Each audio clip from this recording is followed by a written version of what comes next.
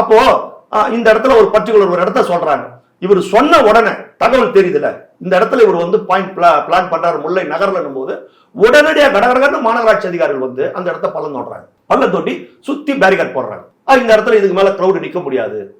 அங்க குடிநீர் பிரச்சனை தான் சொன்னாங்க. இவ்வளவு காலம் குடிநீர் பிரச்சனை இல்லையா?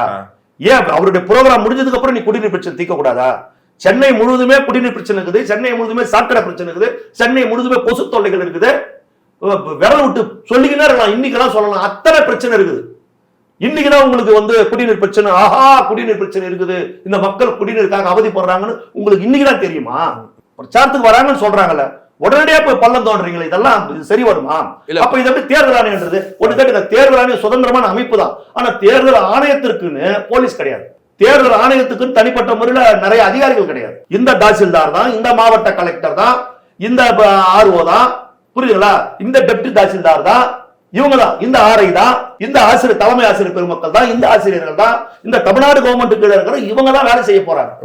இந்த போலீஸ் கமிஷனர் தான். அப்போ அவங்க வந்து யாருமே எதிர்பார்க்காத நெருக்கடியை மீண்டும் தமிழக வெற்றி கழகத்துக்கு தராங்க. அது எப்படி சார் திரும்பவும் வந்து திமுக தான் தராங்கன்னு சொல்ல முடியும்? யார் தருவா அந்த நெருக்கடியை? ஆளுங்கட்சி காப்பந்து சத்தாரா இருக்கிறாங்க, 5 வருஷம் அவங்க தான் ஆண்டு இருக்கிறாங்க. அவங்களுடைய அதிகாரிகள் தான் சென்னை முழுவதும் தமிழ்நாடு முழுவதும் அவங்களுடைய அதிகாரிகளை தான் அவங்க போட்டிருக்கிறாங்க. ஏதோ கண் துடைப்புக்கு ஒரு சில அதிகாரிகளை மட்டும்தான் தேர்தல் ஆணையம் மாத்தி இருக்குது. ஒட்டுமொத்தமா எல்லா அதிகாரிகளையும் மாத்தல. இப்போ சொல்றோமா இல்லையா? நாங்க தேர்தல் ஆணையம் எல்லாருமே வந்து யாருமே அதிகாரிகள் சொல்றேன், அவங்க அரசு அதிகாரி தானே, அவங்க சொல்றது சரியில்லையா? 48 மணி நேரத்துக்கு முன்னாடி நீங்க சொல்லணும்னா முன்னாடி தானே சொன்னோம். அந்த சுவித்தான ஒரு அந்த இது இருக்குல்ல ஆப், அந்த ஆப்ல நாங்க பதிவு பண்றோமே, 48 மணி நேரத்துக்கு முன்னாடி பதிவு பண்றோம். அப்ப 48 மணி நேரம் முடியும் போது வந்து அந்த இடத்துல வந்து 3000 பேர் கூட முடியாது அப்படின்னு லோக்கல் இன்ஸ்பெக்டர் தானே சொல்ற. நீ லோக்கல் இன்ஸ்பெக்டர் கிடையாது, நீ சட்டம் ஒழுங்கு ஆய்வாளர் கிடையாது, நீ திமுக வட்டக்கழக செயலாளர் தானே செயல்படுற.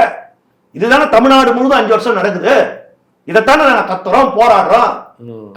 காவல்துறையா இருங்க, திமுகவின் காவல்துறையா மாறாதீங்க.